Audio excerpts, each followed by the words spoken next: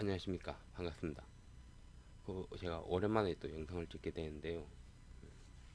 제가 이제 전에 이론을 한번 찍어본 적이 있는데 이제 기출 문제 한번 만들어 봤습니다. 이 그냥 답하고 문제를 보면서 이제 제가 저의 생각을 좀 여러분들한테 강요를 할 겁니다. 어쨌든 제가 좀 개떡같이 말할 수 있는데 여러분은 좀 찰떡같이 알아들으셨으면 좋겠습니다. 자, 그럼 시작해 보겠습니다. 네, 잠깐만. 뒤로 어떻게 가면 이거? 이제, 응. 자, 이제 첫 번째 문제는 이제 이 수소의 영향으로 발생한 결함에 대한 거를 이제 나오게 되는데, 이제 기공하고 균열, 은점, 은점을 영어로 말하면은 뭐 실버 뭐 어쩌죠, 여기 뭐 PCI라고 하더라고요.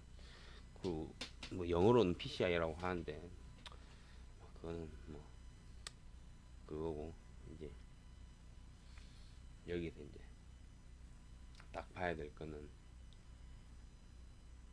설퍼라는 게 있는데, 설퍼요 말 그 자체가 이 황이라고 하는 그 철 안에 들어가 있는 5대 원소가 있는데, 요 놈은 설퍼균열이라는 게 있어요. 근데 요 놈은 황 때문에 생긴 거지 수소 때문에 생긴 건 아니라는 거, 그거를 다 생각하시면 됩니다. 뭐 제가 좀 어쨌든 좀 수소가 들어가면은 이제 균열이 생기고 뭐 은점이 생기고 기공이 생기고 하는데, 설퍼는 이제 황이랑 관련이 돼 있다. 그 정도 알고 계시면 됩니다. 이런 거 문제 나오면은 그냥 바로 설퍼를 찍어 보면 될 거예요. 잠깐만, 그리고 다음 문제. 자, 이거는 제가 아는 게 없기 때문에, 제가 위험물 지금 공부를 하고 있기도 한데, 이 가스의 밀도가 가장 가볍고, 그래서 이제 뭐냐 좀 뜨는 그런 게 있겠죠. 메탄, 프로판 이런 애들은 내가 알기로는 가라앉는 애들로 알고 있어요. 이게 뭐 원자량이 무겁고 이래가지고 이제 가라앉는 애들인데, 수소 같은 경우에는 이제 가벼워서 저 하늘로 날아가 불고, 그리고 제일 이제 얘는 수소는 이제 또 수중 안에서도 절단할 때 쓰여서 이제 그 열던도도 크고, 그래서 아마 물에서도 쓸 수 있나 봅니다. 그래서 이제 답은 수소. 그냥 외우세요. 이 저런 부탄가스들이 아니고 이제 수소가 가장 이제 열전도가 가장 크다. 그 정도 외우시면 될 거예요. 제가 이제 이건 아는 게 없어가지고 그냥 외우시면 됩니다. 자, 이런 계산 문제 나오면 이제 공식 같은 거는 좀 암기를 하셔야 돼. 이게 계산 문제가 몇 개 안 나오거든요. 그래서 이제 이 계산 문제 틀려불고 이러면 60점 간당간당 못 맞출 수가 있어. 근데 이런 거는 쉬워요. 이제 저런 식으로 단위 점 콤마 단위별로 답이 나오는데 그냥 나눠요. 나누면 답이 나옵니다. 이제 이제 팁 이제 우리가 이제 그 산도 절단을 해보면 여기 말하는 것처럼 막 소리가 막 딱딱거리고 막 그런 경우가 있어요.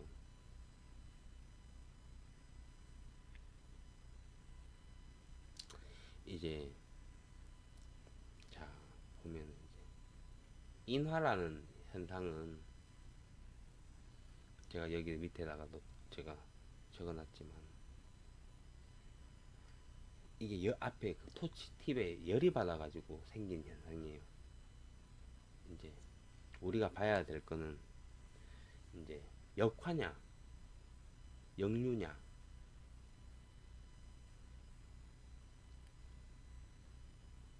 요 요걸 요 두 개 중에 찍으면 된다고 보면 되겠죠. 근데 이제 역류라는 건 진짜 이 가스가 이제 이 산소가 아세틸렌 통로로 가버려서 이제 생기는 현상이고, 역화라는 게 순간적으로 이제 뒤끝이 막혀가지고 막 딱딱거리면서 이렇게 다시 나오고 이러거든요. 이런 거 생기면 여러분들은 저 쑤시는 게 있어요. 이거 딱딱거린다고 하면은 공구실 가면은 쑤시는 바늘 같은 걸 줘요. 그걸로 막 쑤시고 쓰면 됩니다.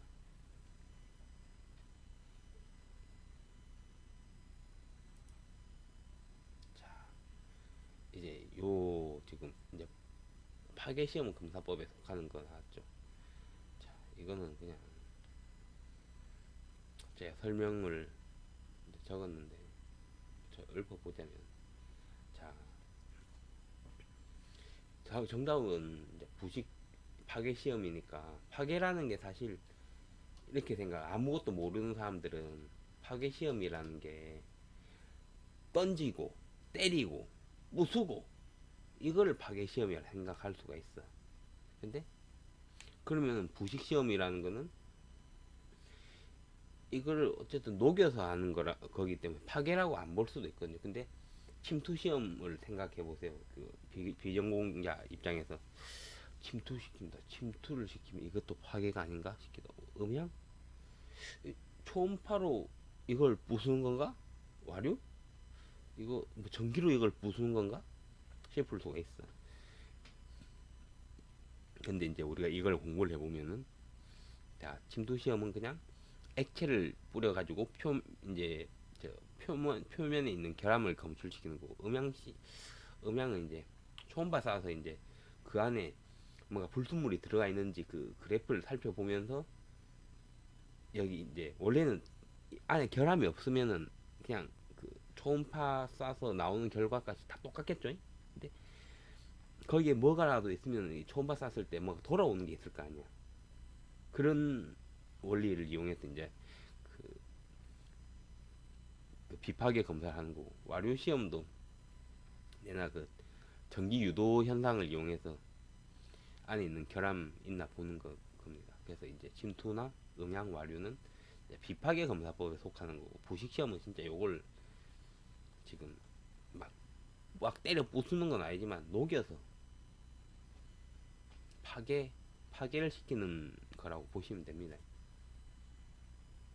다음 문제.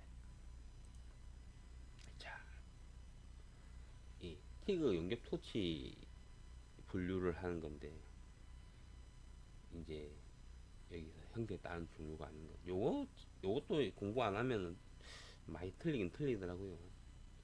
T형이라는 게 이제 우리가 많이 쓰는 거고, 직선형 토치는 잘 쓰진 않아. 나도 여태까지 써본 적도 없고. 근데 있긴 있어요. 그리고 플렉시블형 토치라는 게 원래 T형에서 이제 모가지가 막 꺾이고 지 마음대로 되는 게 있는데, 그게 플렉시블형 토치거든요.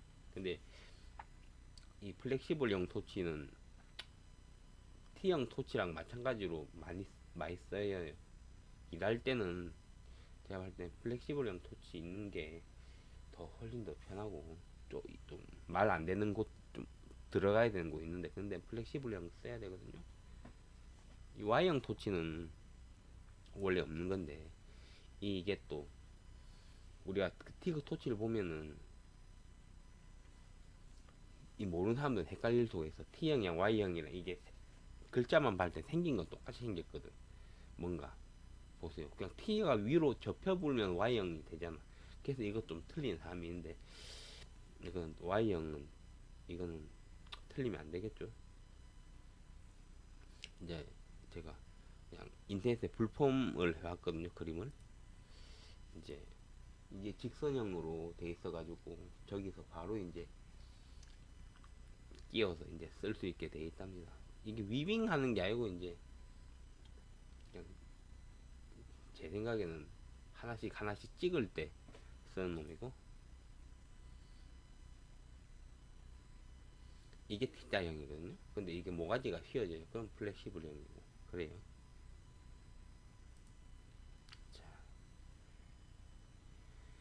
이제 용접에 의한 수축 변형이 영향을 미치는 인자로 가장 거리가 먼 것은 용접 그 수축 변형. 이 수축 변형이라는 게, 이 용접이라는 거는 사실 이 수축 변형이랑 싸워야 되거든요. 특히 금속 중에서 그냥 쇠보다는 스테인레스가 수축 변형이 엄청 심해요, 이놈이.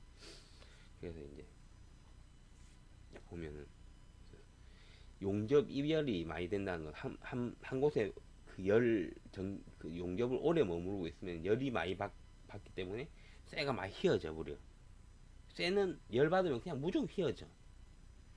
우리 눈으로 봤을 때는 이게 안 휘어진 것처럼 보이는데, 여러분들이 이제 가접을 놓고 이제 90도를 직각을 맞추든 뭐 수직을 맞추든 밸런스를 맞출 때 이게 그 수평자로 재보면 알 거야. 이게 미쳐버려요. 제대로 잡기가 힘들어서 이제 역변형 주고 이러거든요.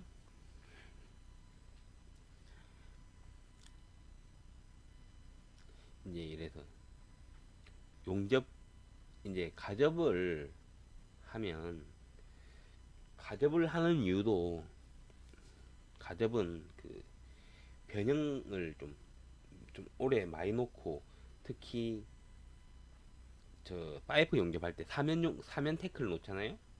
그래 되면은 이게 힘대로 잘 안 가지고 변형이 적어지는데, 막 한 개만 놓고 뭐 가접 놓고 한다 생각해 봅시다. 한 곳을 완전히 빨려가지고 이게 용접이 안 되는 수준까지 돼버리거든요. 그리고 용접 이별, 두 번째 이제 용접 이별을 보자면, 아까 제가 똑같은 소리 하지만 이 용접 이별이 심하면 심할수록 진짜 이거는 수축이 엄청 심해져요. 장난 아니야. 그리고 예열온도, 이 예열온도가 뭐냐 하니, 이제 철도를 생각해 보면, 철도를 원래 좀 띄엄띄엄 띄어놓게 돼 있어요. 이게 여름이 되면은 쇠는 열 먹으면은 늘어나는 그 거리가 있는데, 여름철에 30도 40도 뜨거운 태양빛을 받아면 그게 막 온도가 막 거의 100도 가까이 되는지 몇 도까지 올라가는지 잘 모르겠어. 근데 우리가 보통 이제 예열을 한다 하면 예열 패드가 200도에서 400도까지 올라가고 이제 하거든요. 그럼 무조건 이거는 또 열을 먹었으니까 변형이 생길 수밖에 없어. 그리고 이제 마지막으로 이제 판두께에 따른 이음 형상이라는 거는, 이제 여기 보면은 이제 우리가 이제 이것도 배우는 건데, 이론에 있는 건데, 보통 서스 같은 얇은 것들은 I형 맞대기를 많이 써요. 왜냐면은 얇은 것들은 용입이 끝까지 다 되거든요. 그래서 3T 이하는 I홈을 많이 쓰고, 보통 이제 저희가 베벨 치는 게 V형으로 하죠. 6T 보통 아크나 CO2 또 뭐 이런 것들 하면은 보통 6T에서 9T짜리를 쓰거든요. 그러면 이제 이게 I형은 T도 얇고 하니까 이별이 별로 안 되겠지만은, 결국에는 이게 용접 이별이랑 아까 관계가 있다고 보면 돼. 아까요. 자, 두 번째. 이걸 다 P를 눌러볼까? 뭐야 이거? 응, 응, 이전. 자, 이 보면 이거는 결국 결과적으로 용접 이별이랑 관계가 되는 거예요. 이 판두께에 따른 이음 형상이라는 거는. 어쨌든 용접이 오래 하면 오래 할수록 용접 이별은 많아진다고 생각하시면 되거든요. 다른 뭐 L형이니 K형이니 이런 건 사실 중요한 건 아니야. 보통 우리가 자주 쓴 건 I형하고 V형 이 두 가지만 써요. 나머지 엄청 두꺼운 것들은 X형을 쓰기도 하는데 난 아직까지 그런 건 해본 적이 없어가지고 잘 모르겠고, 우리가 이제 보통 시험 치는 것들은 보통 뭐 V형만 치기 때문에 뭐 그 딴 것들은 뭐 알 필요도 없고, 그거는 뭐 그때 가서 또 노하우가 가르쳐 주는 사람이 있겠죠, 현장 가면. 근데 우리는 거의 V형을 쓰니까 별로 신경 쓸 필요는 없다. 자, 이제 전자동 미그 용접과 반자동 용접을 비교했을 때 전자동 미그 용접의 장점으로 틀린 것은, 자, 나왔어요. 자, 전자동 미그 용접의 장점. 일단 사람을 안 쓰잖아. 일당만 20만원 30만원 안 들어가요. 그냥 힘들다고 말도 못하는 기계로 쓰기 때문에 그냥 뭐 버튼만 누르면 용접이 되겠죠. 어쨌든 반자동이나 전자동이나 용차 효율은 동일하지. 뭐 전자동 한다고 뭐 낮아지거나 그렇게 되겠어요. 그리고 용차 효율이 낮다는 거는 능률이 안 좋다는 거예요. 그 용차 효율이 낮으면 속도도 뭐 많이 걸릴 거고, 머문 시간 제대로 용접하려고 하면 머문 시간도 오래 걸릴 거고. 그런데 이제 요 보면은 연결 속도가 빠르겠죠. 피로함을 느낄 수가 없으니까. 그리고 생산 단가 최소한, 이거는 사람 안 쓰니까 그렇고.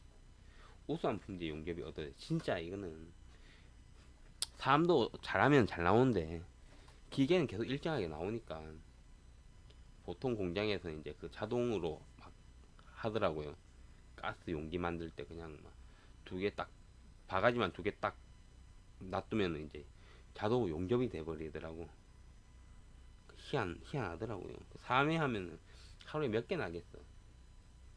하루에 1분에 한 개씩 만들어지던데 3회 하면은 5분의 1도 못 할 것 같아.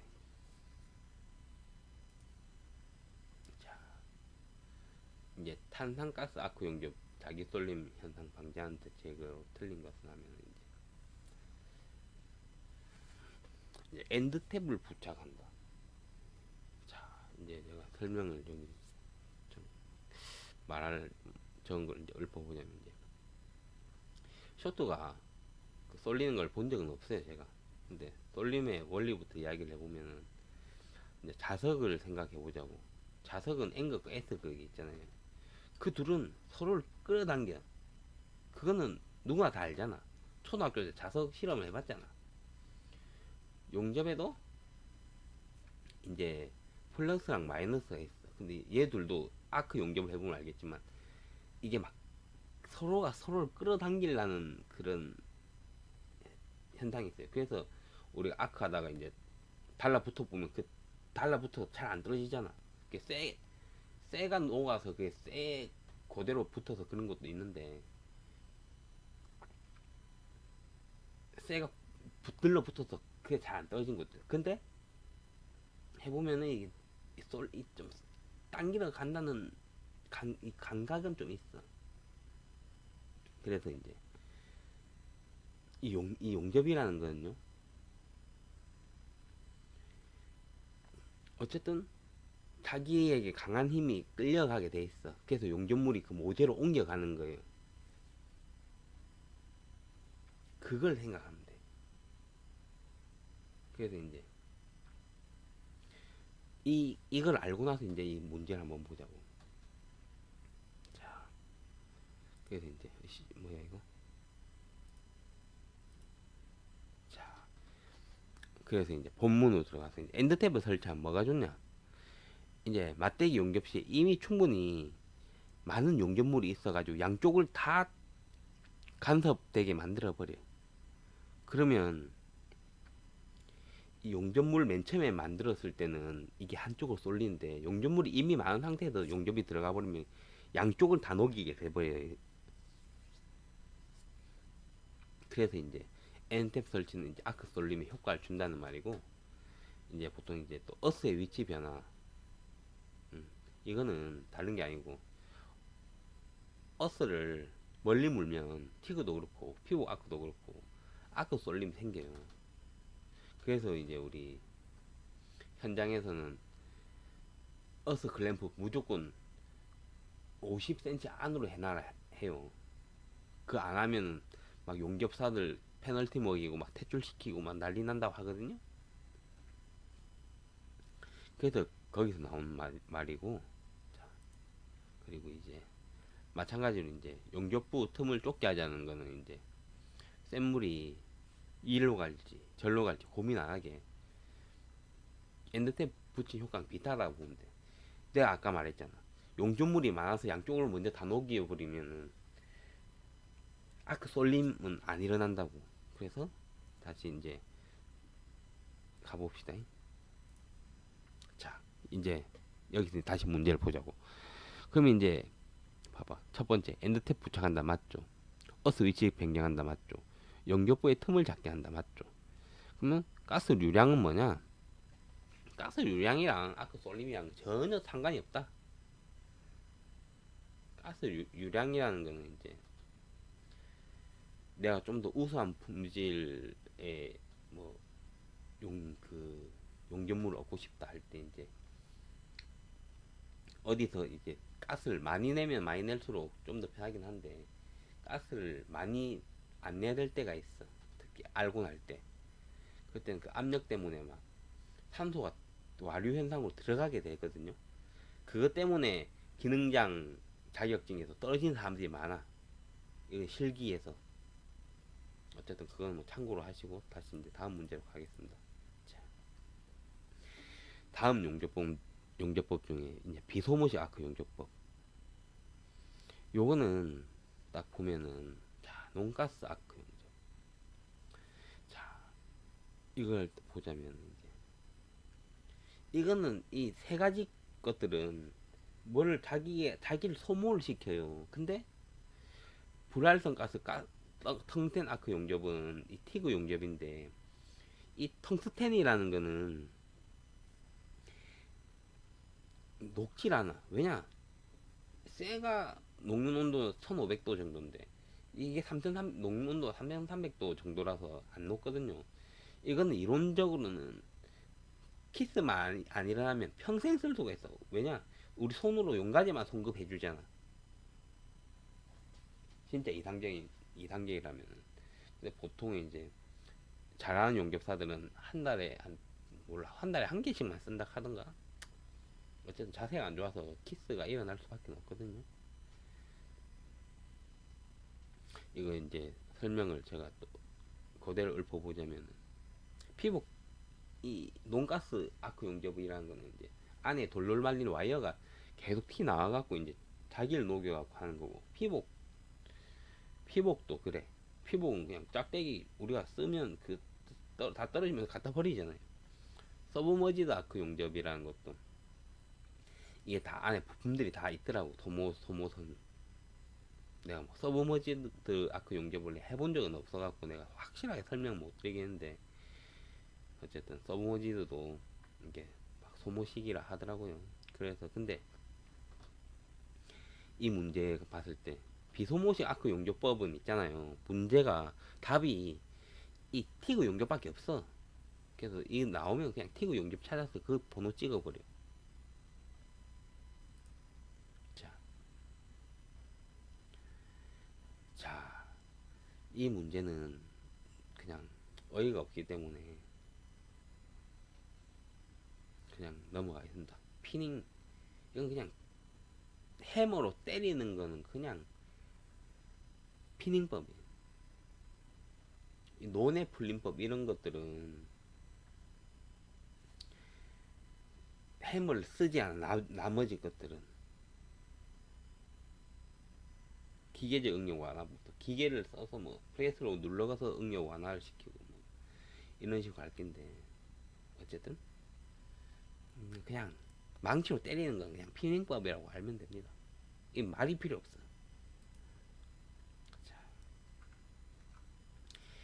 이제 점수축법이 뭐냐면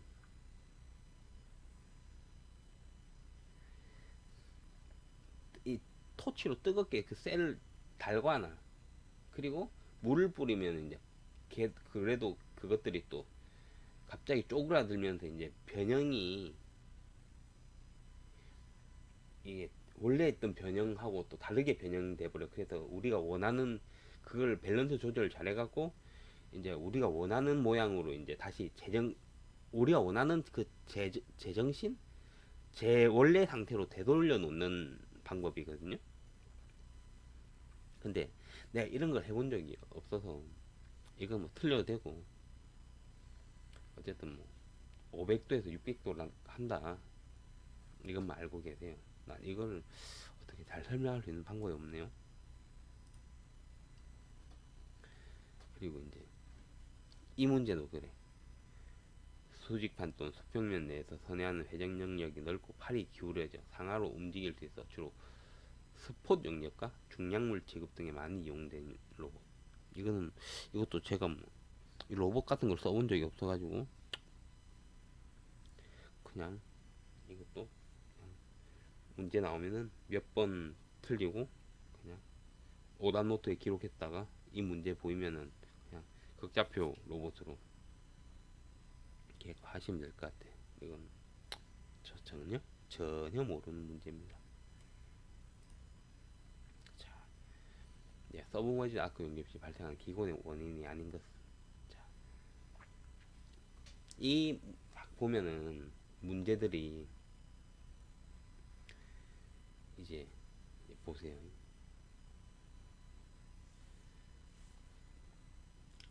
자, 기공의 원인이래. 자, 이제 딱 보자고. 이 딱 2, 3, 2, 3, 4는 이게 전부 다 뭔가 문제가 있어. 뭔가 문제가 있어. 근데 직류 전극성이니 역극성이니 하는 거는 사실 기공의 원인하고는 많이 다르거든요. 야, 뭐 만약에 직류 전극성을 사용했다 칩시다. 그러면 모재가 빨리 녹을 것이고 직류 역극성을 썼으니까는 이제 용접봉이 빨리 녹겠네요. 요 차이지. 그리고 이제 건조 불량은 이제 수분이 들어가 있다. 수소가 하면은 뭐예요? 수소 들어가면 기공 생긴다고 아까 첫 번째 문제에 나왔었잖아요. 그리고 산포량은 이게 부족해도 기공이 생기지만 많아도 기공이 생깁니다. 그리고 이제 와이어의 녹이나 이제 기름, 페인트 이런 것들은 이거 용접을 해보신 분들은 알아. 그냥 귀찮아서 그냥 페인트 있는 대로 용접해버리면은 센 물 안에서 이제 페인트 탄 것들이 기체가 돼서 나오려고 하는 성질이 있어요. 기체는 물 안에서 우리가 왜 물에 저 뭐냐 빨대 넣고 푹 불어보면 그 기포가 나오잖아. 그런 거랑 똑같은 원리라고 보면 돼. 와이어 녹이나 기름 페인트가 있으면은 이제 그게 그대로 굳어 불면은 이제 그게 기공이 돼버리는 거죠. 이제 전자빔 용접에 관한 설명으로 틀린 것은 사실 전자빔 용접을 제가 해본 적은 없어가지고 이것도 내가 뭐 이렇다 저렇다고 말할 수는 없지만 자 용입 이게 처음부터 말이 안 되는 게 용입이 깊으면은 이제 봅시다.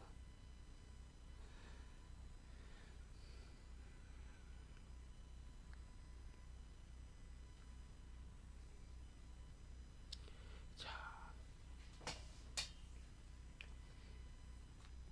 보통 모든 용접기가 다 그래.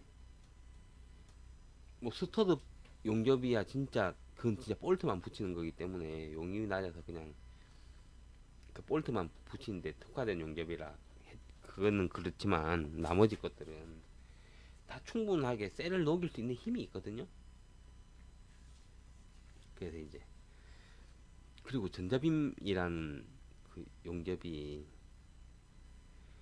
그냥 우리가 하는 수용접보다 훨씬 더 용입이 깊어버려. 이런 것들은. 그래서 용입이 낮다는 말 자체가 사실 말이 안 되죠.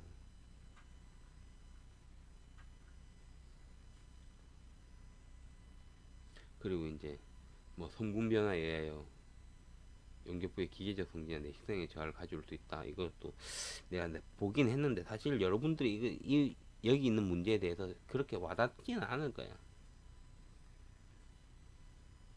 그래서 이 문제는 그냥 틀리고 넘어가셔도 된다. 뭐 하나 틀린다고 뭐 세 개 틀린다고 탈락하는 건 아니잖아요. 내가 근데 이걸 전자빔 용접이니 뭐니 하는 것들은 뭐 내 해본 적 있어야지. 해본 안 해봤는데 해본 사람처럼 말할 수도 없는 거니까요. 이거는 그냥 이런 문제 오면 그냥 외우셔가지고 답을 찍으시기 바랍니다. 자, 이거는 사실 틀리면 안 되는 문제거든요.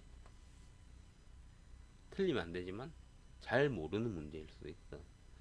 그래서 이제 안전보건 표지의 색채 및 색도 기준 및 용도에서 지시의 용도 색채. 근데 사실 빨간색이 금지라는 걸 알면은 검은색, 노란색, 파란색 중에 하나겠죠. 검은색과 빨간색은 사실 거의 금지 쪽이니까 냅두고 노란색은 뭔지 모르겠어. 어쨌든 요거는 여러분들이 이제 외우신 게 정신건강에 이롭다. 그리고 이제 자 이게 X선이나 감마선이죠 이게. 자 잘은 모르겠어요. 저런 걸 잘 써본 적이 없어가지고. 자 이제 X선이나 감마선 나오면 그냥 무조건 방사선 두 가지. 우리 엑스레이 많이 찍잖아요. 그냥 넘어가겠습니다. 자 이제 다음 중 용접봉의 육융 속도를 나타낸 것들. 단위 시간당 용접 이별의 양이나 이런 거는 사실 뭐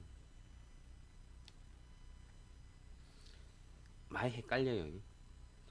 단위 시간 소모되는 용접 전류. 근데 용접 이별의 양하고 용접 전류 요것들은 사실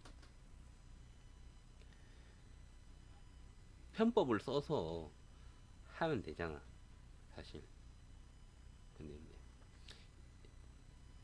보통 이제 눈치가 있으면 비드의 길이나 용접봉의 길이 요 두 가지 갖고 이제 갈 텐데 일단 육륜 속도라는 말을 따져보자고. 이게 뭐가 녹는 속도를 따지자는 건데 녹는 속도? 그러면은 여기서 일단은 시간당 소비되는 용접봉의 길이를 이게 유추가 되겠네요. 그리고 이제 비드의 길이 갖고는 육륜 속도를 나타내기는 좀 힘들죠. 진짜 좁게 만들어 가지고 쭉 가면 되는데 어쨌든 용접봉의 길이를 소비되는 걸 보면 이게 두껍게 하든 얇게 하든 많이 하면은 많이 할수록 이게 육융 속도는 높다고 볼 수 있으니까 이제 정답은 4번이 되겠네요. 그리고 이제 이 문제는 그냥 제가 따로 설명을 하지 않겠습니다. 상식적인 거라. 비석법. 이놈의 비석법이라고 하면 용접 길이를 짧게 나누어 간격을 두면서 용접하는 용접법이랍니다. 이 비석을 던져서 이제 띄엄띄엄 간다고 해서 이제 그렇게 하는지는 잘 모르겠어. 근데 용접 길이를 짧게 나누어 간격을 두면서 용접하는 용접법이래요. 짧게 나눠서 간격을 두고 이제 이걸 보면 이제 보통 스키법이라는 게 유추가 될 것 같아. 그냥 이 짧게 나누고 간격을 두면서 한다는 게. 그리고 이제 전진법과 후진법이라는 거는 사실 이 용접봉하고 이제 용접 방향으로 따지는 거거든요. 이거는 한번 봐야 되는 건데, 보통 CO2나 아크 할 때는 보통 후진법을 쓰는 거 같고, 저 티그 용접할 때는 전진법이라고 보면 될 것 같아요. 내가 용접하는 방향으로 용접봉 두고 용접을 하고 가는 방향. 근데 CO2나 아크는 이게 다르다고 해야 되나? 그냥 그걸 전진법으로 해버리면 희한해. 용접이 제대로 대도 안 하고. 무슨 말인지 알게, 용접하는 분들은. 그래서 답은 스키법 되겠습니다. 그리고 이제 자, 이 문제는 이제 금속 산화물이 알루미늄 때문에 이제 알루미늄도 그 산알루미늄을 쓰더라고요. 이게 산소를 만나가지고 산소를 만나 빼앗긴다. 난 이걸 좀 잘 이해는 안 되는데 어쨌든 알루미늄 이용해서 하면 무조건 테르밋 용접이고, 테르밋 반응이라는 게 철하고 산소랑 예, 그 반응을 보고 테르밋 반응이라고 하더라고요. 그래서 이 용어를 잘 기억해 두시면은 여러분들이 한 문제를 쉽게 먹을 수가 있습니다.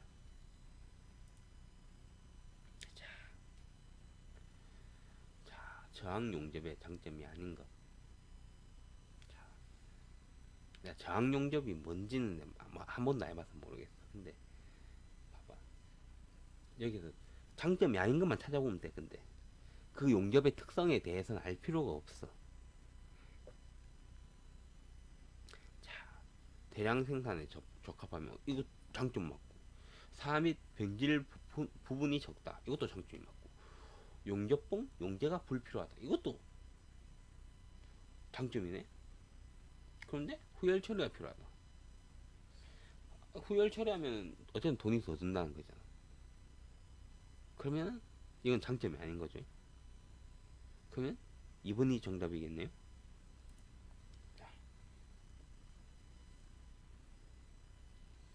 자, 이거는 뭐 제가 따로 이제 계산기를 두들겨 보고 이제 했는데, 이제 전격 2차 전류의 전격 사용률 40%, 아크 전류 130으로 했어요. 이제 이거는 제곱한 거를 나눠서 곱하기 100을 하면 답이 나오는 문제거든요. 이거는 어디 저 허용 사용률을 저 네이버에 검색을 해봐요. 그러면 공식들이 쫙 떠. 그걸 한번 봐봐. 난 그냥 여기서 이제 이렇게 적었지만,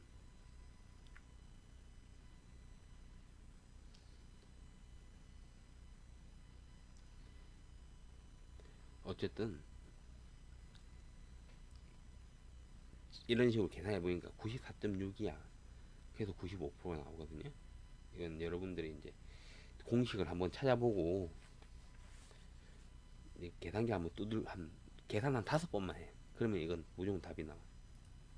자, 그리고 이제 다음 문제. 아크 전류가 일정할 때 아크 전압이 높아지면 용접봉의 융융 속도가 늦어지고, 아크 전압이 낮아지면 융융 속도가 빨라지는 특성은 뭐라고 하냐. 네. 아크 전압이 높아지고 아크 전압이 낮아지고, 이 문제만 나오면 무조건 그냥 아크끼리 자기 제어 특성이라는 답을 찍으면 돼. 이게 사실은 이제 우리가 아크 용접을 하잖아요. 그러면 아크 길이가 길면은 열이 엄청나게 막 생겨요. 막. 그래서 이걸 하다 보면 실수를 많이 하게 돼, 사람들이. 아크를 처음 하는 사람들이. 그래서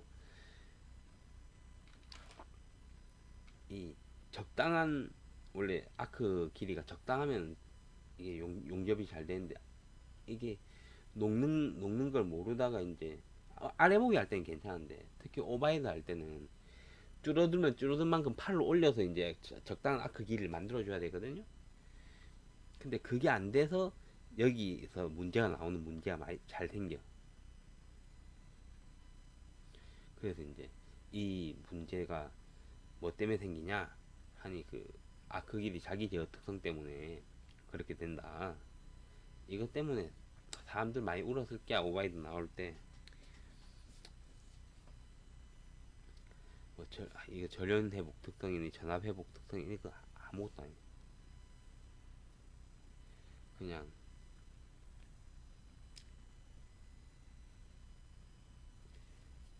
이 설명을 제가 이제 뭐 여러분들 한번 보시라고.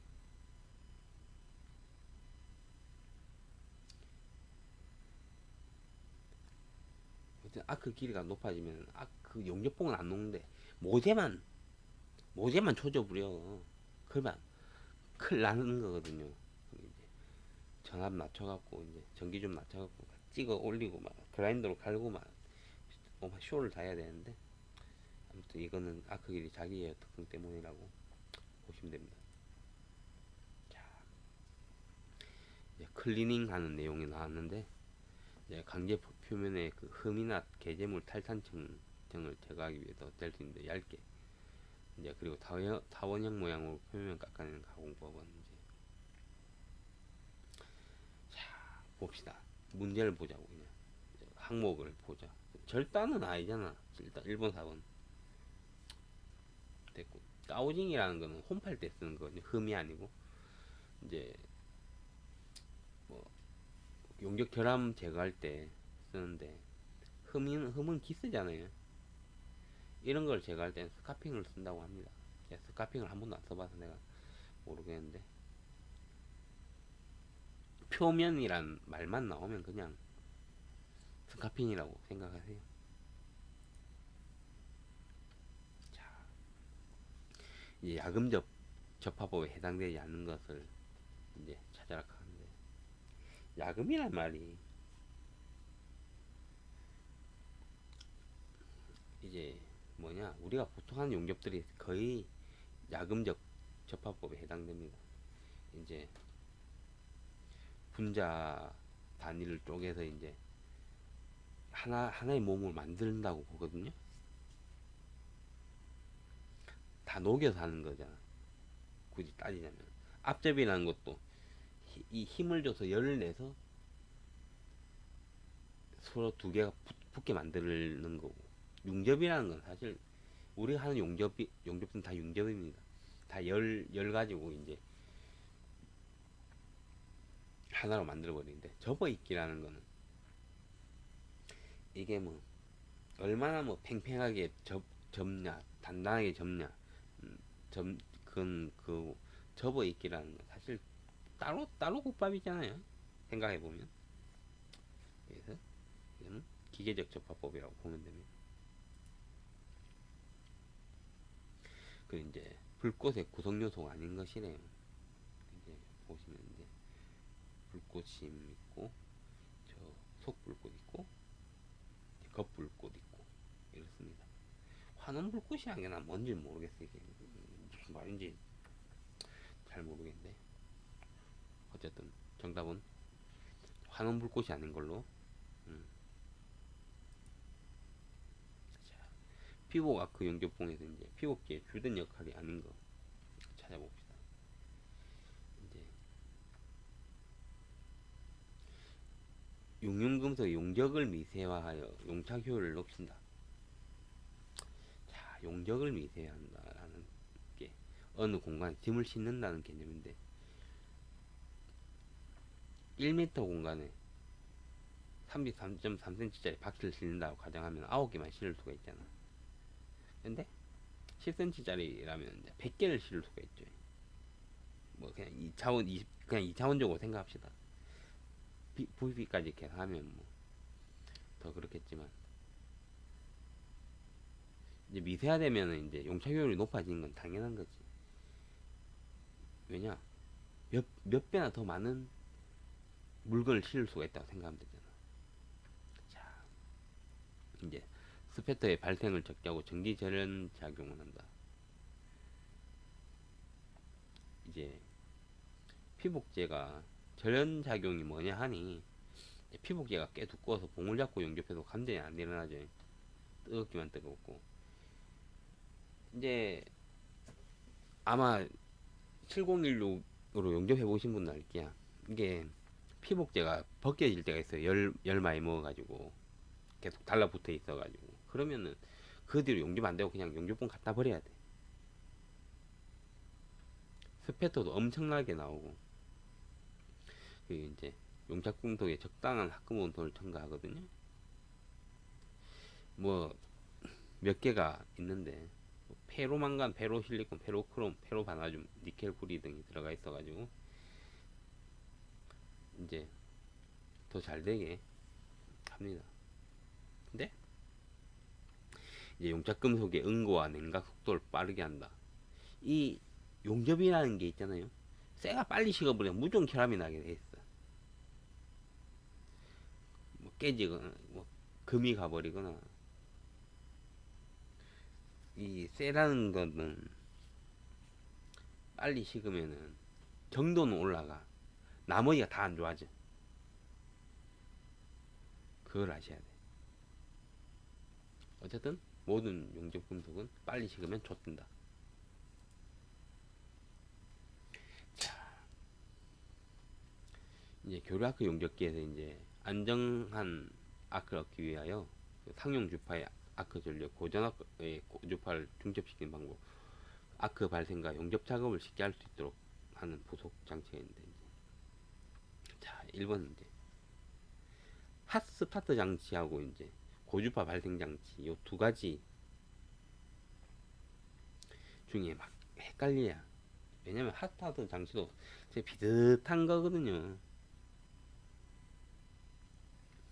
그래서 이제 고주파까지만 문제를 고주파로 보면 고주파 발생 장치라고 우리가 쉽게 답을 유출할 수가 있습니다. 전격 방지 장치는 뭔지 알죠? 그냥 무부하 전압 낮춰가지고 우리가 감전 위험 작게 해주는 거고, 원격 제어 장치는 이제 우리가 현장 용접을 하다 보면 공장 용접에는 그냥 용접기가 가까이 있어가지고 하면 되는데 현장 용접할 때는 기계랑 멀어요. 왔다 갔다 할 수가 없어. 그래서 그 자리에서 이제 리모컨 이 유선으로 연결되어 있는 리모컨으로 전압을 조절할 수 있거든요. 그걸 말하는 겁니다. 자, 피부 아크 용접봉의 피복제 중에서 아크를 안정시켜주는 성분이래요. 그래서 이제 여기 보면은 페로망간, 니켈 이런 거는 이제 가스 용접할 때 쓰이는 용가제고, 이제 붕사 이것도 이 어때 1, 2, 3 요거는 이제 가스 용접할 때 쓰는 놈들이고, 산화티탄 요게 있는데 사실 또 다른 문제에서는 산화티탄이 아니고 뭐 석회석이 들어갈 수도 있고 규산칼륨이 들어갈 수도 있고 뭐 이러니까 나머지 것들도 기억을 하셔가지고 틀린 이 뭐라 기출 변형 문제가 오면 틀리지 않도록 공부 좀 하셔야 됩니다. 자, 산소 용기 지급 시 주의 사항으로 틀린 것은 하면 이제 기름이 묻은 손이나 장갑을 착용하고 지급하지 않아야 한다. 그렇죠. 이게 그런 거랑 하면은 뭐 불나는지 뭐 하는지 모르겠어. 근데 사실 그 모든 가스 용기가 그래. 모든 무조건 직사광선에 노출되면 쇠가 열받으면 안에 온도는 상상을 초월하거든요. 폭발의 위험이 있어가지고 그런 2번이 그러면 안 됩니다. 그리고 이제 내 생각에는 사용 전에 비눗물 이용해서 아니 누설되면 뭐 어때서 산소인데. 근데 산소가 누설이 돼서 이제 많은 양이 들어가게 되면은 어째 되냐면은 이제 산소도 포화도가 높아버리면 이 폭발을 해버리거든요. 그래서 이제 조심해야 됩니다. 근데 이거 보관하면서도 자주 이걸 확인해 봐야 되지 않겠나? 개인적인 생각으로. 이제 밸브가 어렸을 때는 이제 또 다른 문제 보면 이렇다고. 이제 그 가스 토치 가지고 불 쬐 가지고 녹여야 한다 이런 거 적혀 있을 수가 있어. 이제 그러면 또 그건 또 아니겠죠. 그 참 어이가 없는 문제인데 그런 건 틀리면 안 됩니다, 여러분. 자, 이 용접봉의 기호 중에 고산화티 단계 표시한 걸 했는데 사실 이 문제만 봤을 때 나도 몰라요. 근데 딱 하나 무조건 01 등급 일미나이트 계이기 때문에 일미나이트는 아니야.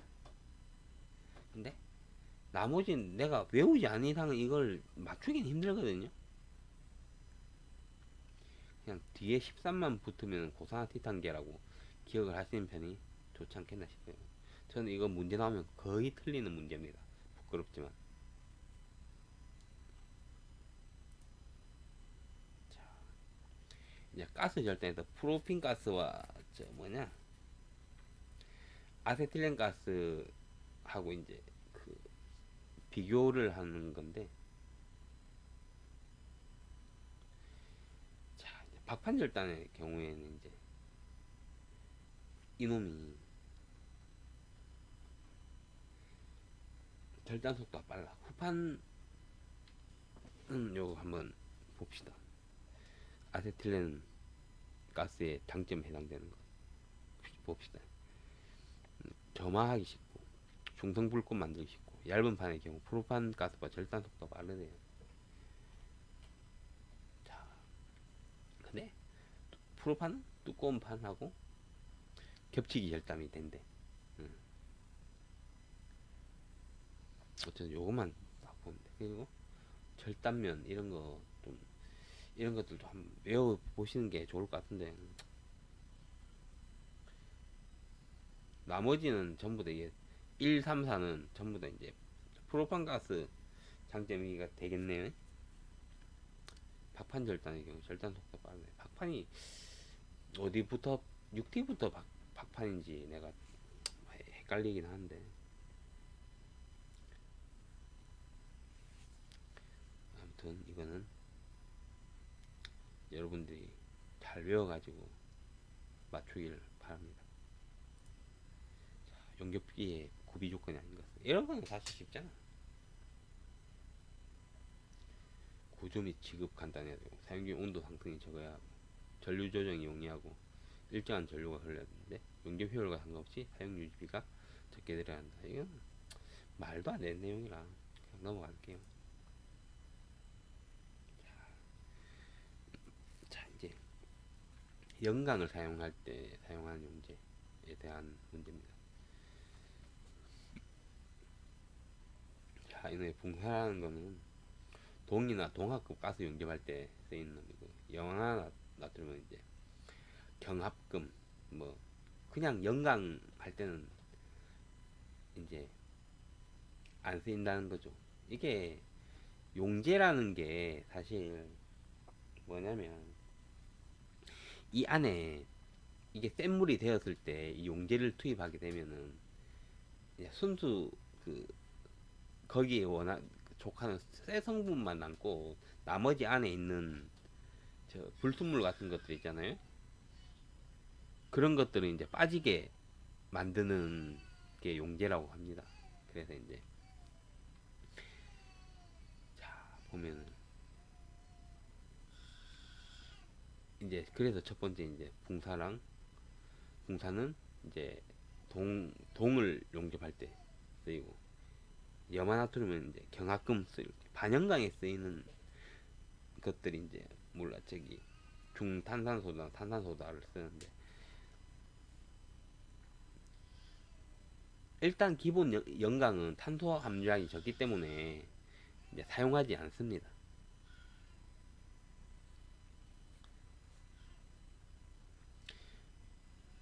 근데 여러분들이 알아야 되는 건 반영광이라고, 이 탄소 함량이 이 영광보다 많은 놈이 있어. 왜 어디다가 쓰는지 난 잘 모르겠어. 근데 그놈들은 이제 탄 안에 탄소를 좀 없애려고 저런 또 용기를 쓴다고 합니다.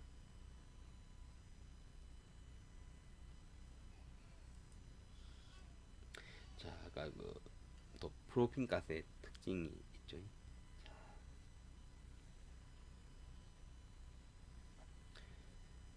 한번 봅시다. 문제를 틀린 것을 찾네요. 홀판가스라는 거는 또 안전도가 높고 관리가 쉽고, 뭐 다른 그 가스보다 그렇다는 거겠죠. 온도 변화에 따른 팽창률이 크다. 그럴 수 있겠네. 근데 액화이 어려운 건 아니지. 왜냐면 전부 다 액화가 많이 된 것들이 많고, 우리가 저 부탄가스 같은 것들만 봐도 이런 것들이 액화하기 쉬워서 이제 우리가 잘 쓰이는 것들이거든요. 그리고 가격도 싸. 액화하기 어려웠으면 가격이 비쌌겠지. 그래서 그렇고, 그리고 이제 상온에서 기체 상태이고, 물론 당연히 기체지. 그리고 무색, 투명하다. 음, 맞다고 합니다. 제가 가스에 대해서는 좀 제가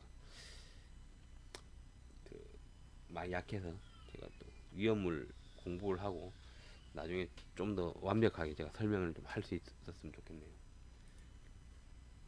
자, 피부 아크 용접봉에서 아크 기류, 아크 전압의 설명과 틀린 것은, 이 아까도 비슷한 문제 나온 것 같은데 봅시다. 이제 피부 아크 용접을 하면 아크 길이가 너무 길면 불안정하다는 말이, 이제 용접이 안 되고 버버버버버 거리거든요. 그러면 안 되지. 당연히 양호한 용접하려면 짧은 아크 사용해야 되는 게 맞고, 보통 7016으로 이제 우리가 보통 이제 실기는 7016으로 보는데, 이걸 하면은 거의 뭐 그냥 용접봉에 불 붙은 그 상태가 아크랑 안정이 되면 그냥 힘 빼서 완전히 그 모재랑 딱 달라붙어서 용접을 해버리지. 그러면은 이 비드가 예쁘게 나옵니다. 근데 이 불끄기 힐어 갖고 있잖아요. 이 용접봉을 뜰가 갖고 용접해버리면 비드가 진짜 안 예쁘거든요. 그리고 이제 아크 길이가 적당할 때 정상적인 작은 입자의 스패터가 생긴다는 말이 뭐냐면, 아크 길이가 이제 너무 크면은, 너무 길면 버버버거리면서 이 불똥이라고 해야 되나, 스패터가 겁나 튀어. 그래서 이게 안 된다는 뜻인데, 아크처럼 아크 길이에 반비례한다는 거는, 아크 길이랑 이 아크 전압은 무조건 정비례를 해요. 이게 멀리 떨어지면은 아예 이게 용접이 꺼지겠지만, 최대한 길게 만들었을 때는 아크 전압은 아크 길이랑 똑같이 커집니다.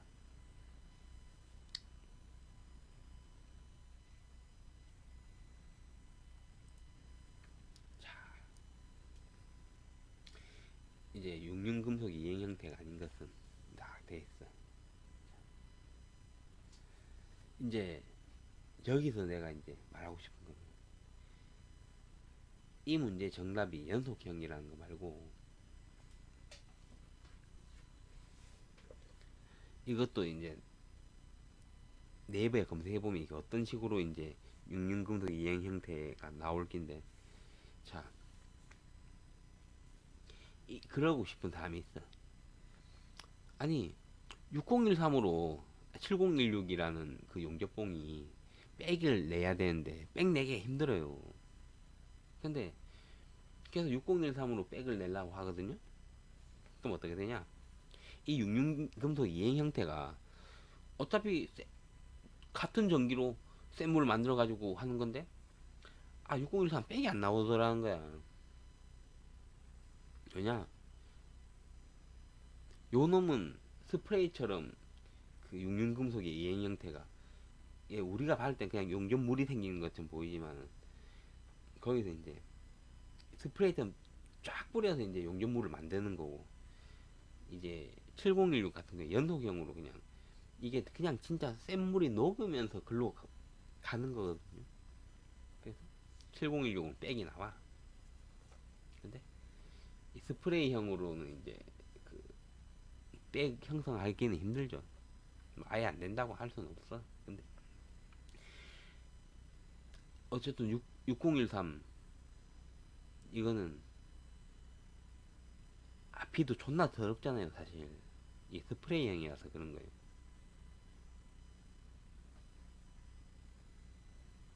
내가 하고 싶은 말은 여기서 끝. 여기에 대해서. 어쨌든 7016하고 6013은 육륜금속 이행 형태가 다르다로 알고 있습니다. 이제 이건 이제 금속 재료에 대한 문제죠. 강자성을 가진 은백색의 금속이래요. 공구 소결제로 널리 사용되고, 바이탈륨 뭐냐면 코발트하고 이제 크롬 몰리브덴 이 세 가지 합금이에요.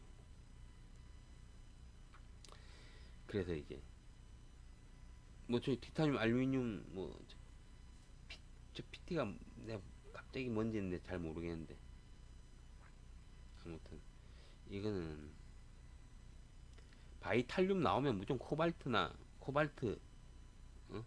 크롬, 몰리브덴 요 세 가지를 기억하셔. 이건 적어야 되는 거예요. 이건. 금속 재료는 적어야 돼. 적어야 답을 맞출 수가 있어. 자, 재료에 어떤 일정한 하중을 가하고 어떤 온도에서 긴 시간 동안 유지하면 시간이 경과함에 따라 스트레인이 증가하는 것을 측정하는 시험 방법이 있어요. 자, 일정한 하중을 가는데 일정한 하중까지만 보면 피로 시험일 수도 있어. 근데 온도까지 들어가면 이제 피로 시험은 아니라는 거지. 그리고 이제 충격 준다는 말도 없잖아. 그 피로 시험에는. 피로 시험은 충격 시험이 또 따로 있잖아. 그러면 이제 이 피로 시험과 충격 시험을 둘 다 합쳐놨으니까 합쳐놨다고 생각하면 되죠. 그러면 이제 어차피 여기서 이제 다 제하는 방식으로 이제 문제를 찍어보면 크리프 시험이 나와. 이제 스트레인이 증가하는 것을 측정하는 시험은 이제 크리프 시험으로 알고 있으면 됩니다. 뭐 비틀림 시험은 말할 것도 없죠. 사실 여기 아무것도 없는데. 자, 금속의 결정 구조 이런 것들은 사실 배우기도 힘들고 이해하기도 좀 힘들어. 근데 이걸 네이버에 쳐보면 그림으로 이렇게 잘 나와 있거든요. 그래서 그걸 보면서 해야 되는데, 근데 조밀 육방격자라는 이 H가 헥사를 말하겠죠. 예, 여기 베이스는 이제 12개다. 조밀 육방격자니까 6이 적혀 있으니까 6 아니면 12잖아. 근데 그거 보면 10이라고 그냥 여러분들이 다 찍으면 되겠습니다. 이 주석 청동의 용해 및 주도에서 1.5에서 1.7의 아이언을 첨가할 때 효과가 오른 것. 자, 이제 이건 폭음에 관한 설명이거든요. 폭음이 뭐냐면 폭탄 쏘는 거 있죠. 이제 거기 포신에 관한 설명이에요. 이것만 놓고 따지면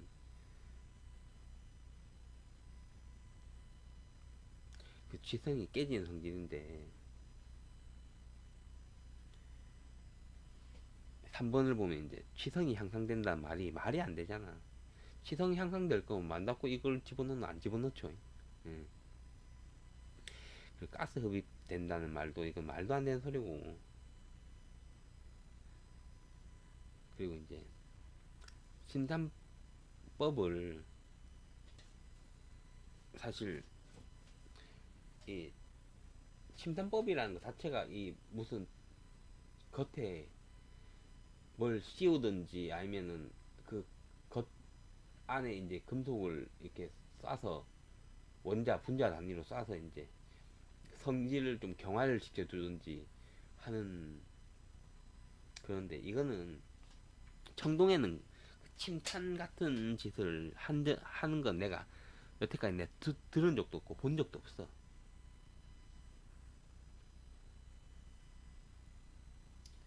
그리고 이제 만약에 또 이 포를 쏘면은 사실 수축률이 늘어나면 나중에는 결국에는 깨지고 이 품질이랑 문제가 생길 텐데, 이제 수축률이 감소된다. 이것 때문에 이제 그 아연을 첨가하지 않겠나. 이 물건을 좀 더, 포를 좀 더 오래 쓸 수가 있겠죠. 뭐 이 포라는 게 뭐 수명을 내가 잘은 모르겠어. 포 흰을 만들 때는 이런 걸 쓴다고 하니.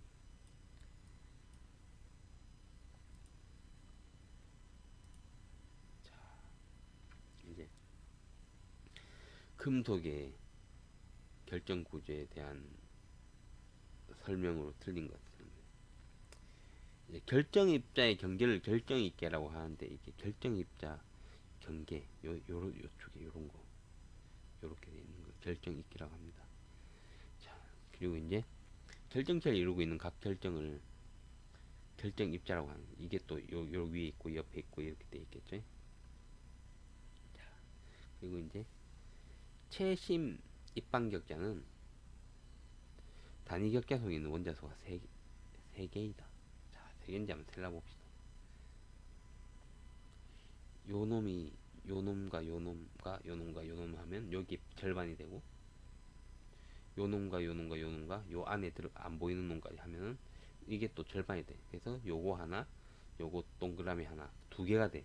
그래서 세 개라는 말은 이게 틀린 게 되겠죠.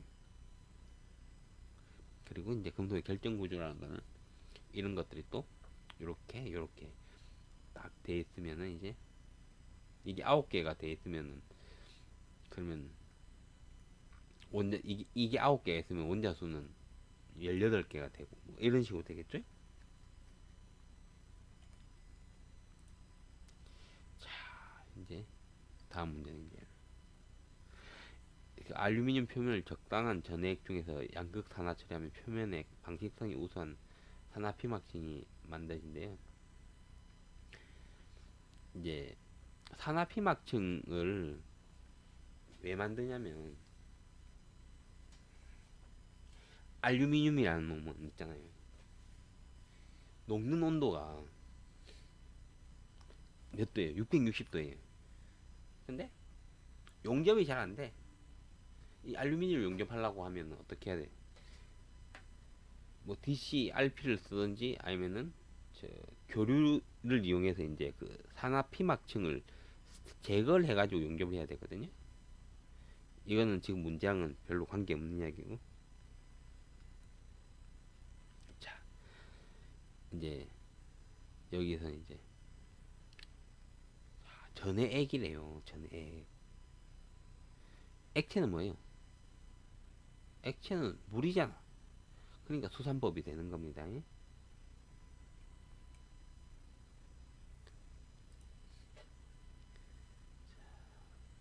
이제 여기서 이제 봤는데, 이제 제가 이거를 이제 한 거는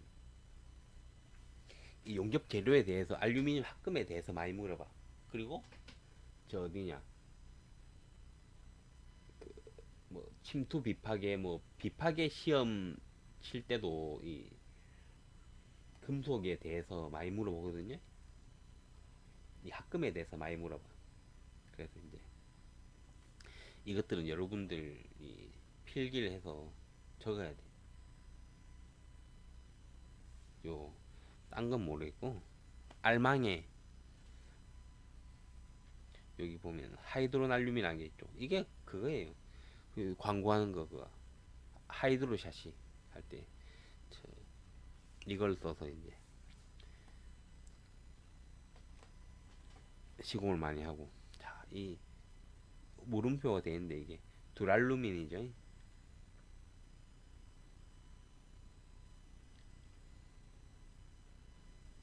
이 Y 합금이라든지 로엑스 딱 내연령이 Y 합금이 로엑스 요 두 개는 좀 기억하시고.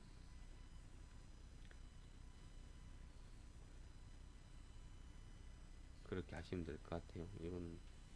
이건 꼭 알아야 됩니다. 여러분들 시험에는 뭐 없는 것 같은데 어쨌든 이거는 필기를 하셔가지고 하셔야 돼.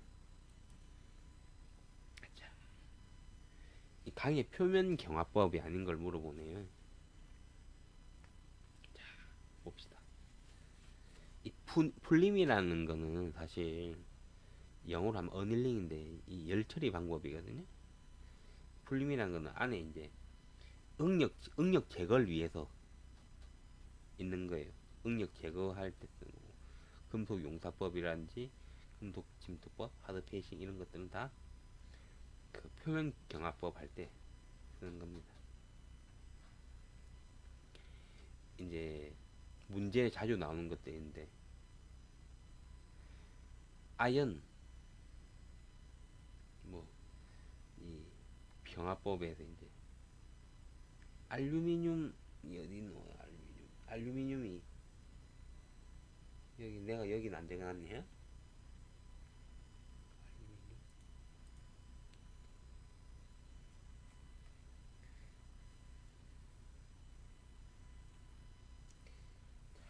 아 여기 알루미늄 돼 있네. 예, 알아야 된다.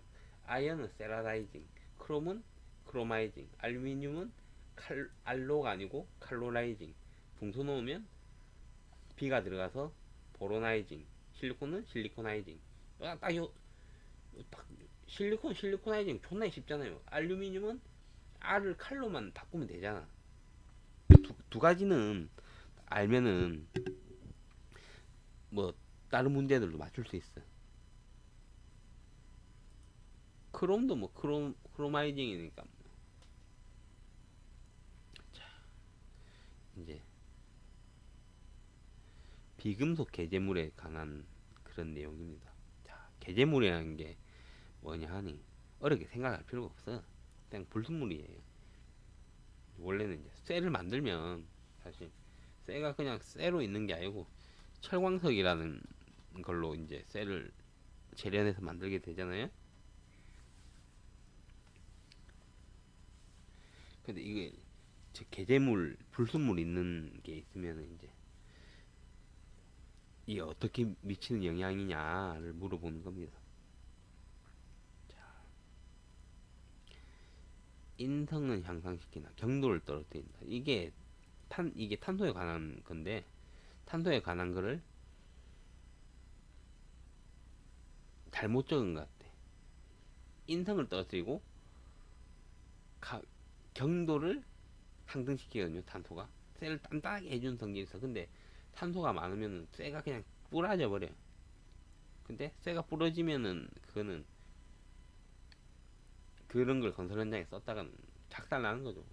쇠는 그냥 탄소를 최대한 없앤 다음에 역과학점 잘 휘게 하고 그게 최고입니다.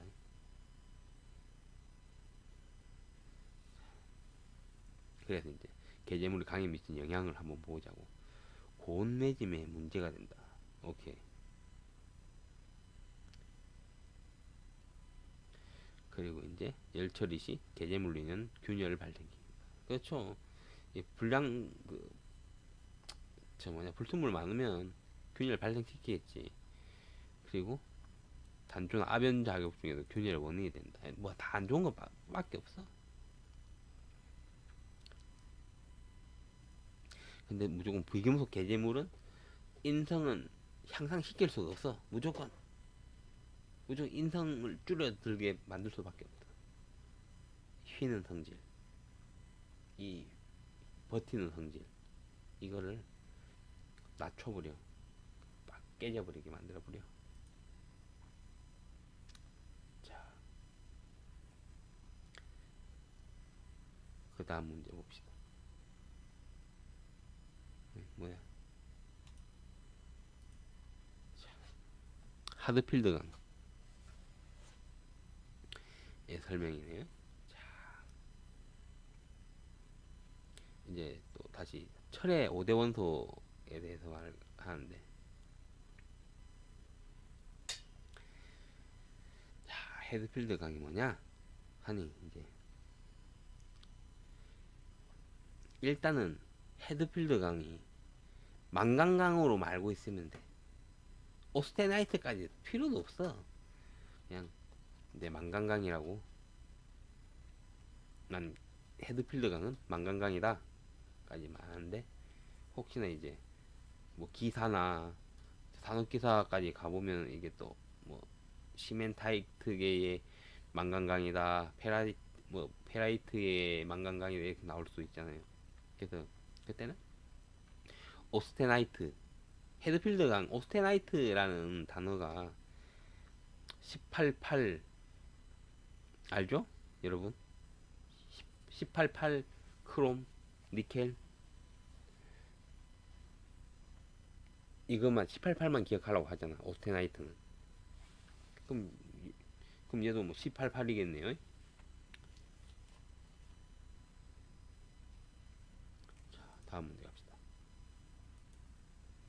자, 이제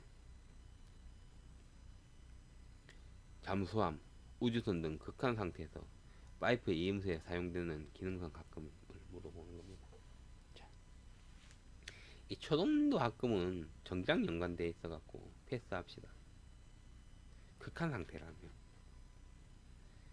그래.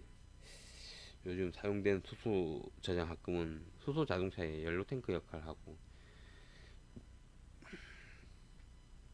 이제 아모포스 합금이라는 거는 조금 알아보자면, 이제 겉은 고체인데 속은 액체인 금속이에요. 그 특한 상태에서 쓰기도 힘들고 4, 500도에서 녹아버려 버리거든요. 이건 이제 형상 기억 합금이 정답이 되겠습니다. 어쨌든 이걸 내가 따로 구글링 해보고 찾아봤는데, 딱 저런 극한 상태에서 쓰는 게 형상 기억 합금이더라고요. 이게 어느 일정 온도가 되거나 이러면은 자기 원래 그걸로 돌아가는 성질 때문에 완전히 고정이 팍 돼버린다 하더라고요. 자, 49번. 자, 탄소강에서 탄소의 함량이 높아지면 낮아지는 것. 자, 봅시다. 높아지면 낮아진대. 높아지면 높아진다. 경도는 단단한 건 탄소가 높아지면 경도도 높아지고. 항복 강도 높아지나? 그리고 이제 인장 강도도 높아진다고 합니다.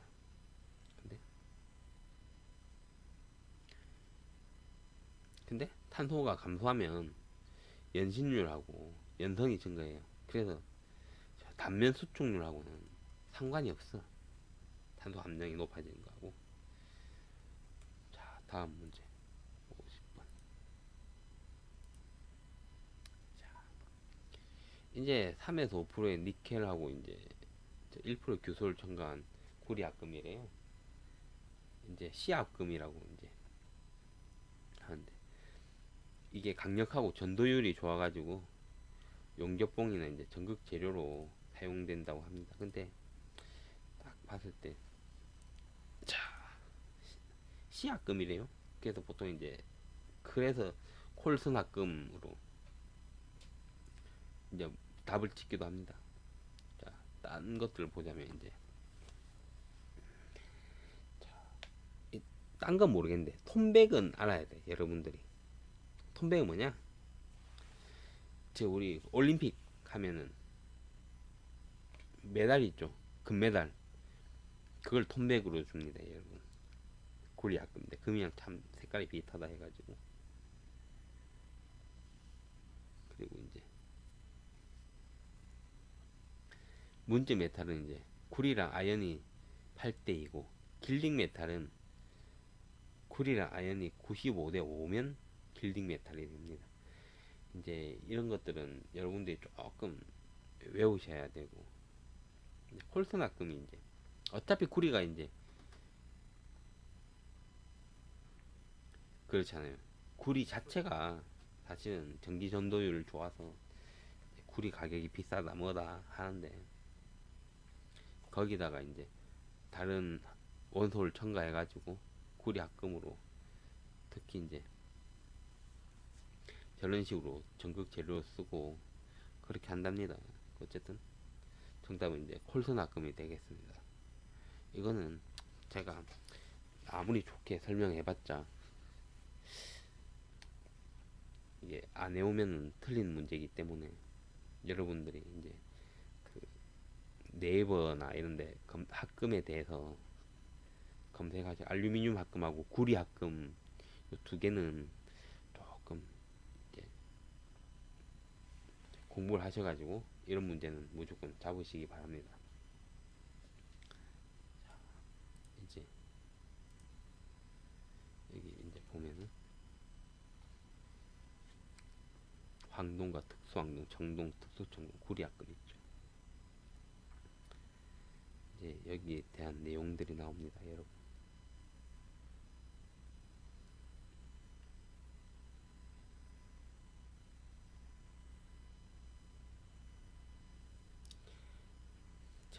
그러면 이제 제가 문제는 50번까지만 풀었는데요. 나머지 그 뭐냐 기계제도 이것들은 사실 눈치만 있으면은 이게 맞출 수 있는 문제거든요.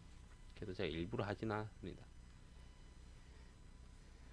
그거는 그냥 뭐 그 기초가 없어도 사실 푸는 데는 지장이 없어서 그냥 그건 눈치 보고 맞추면 될 것 같습니다. 제가 이제 부족한 실력으로나마 제가 뭐 이렇게 했는데, 제가 잘 설명드렸는지는 잘 모르겠습니다.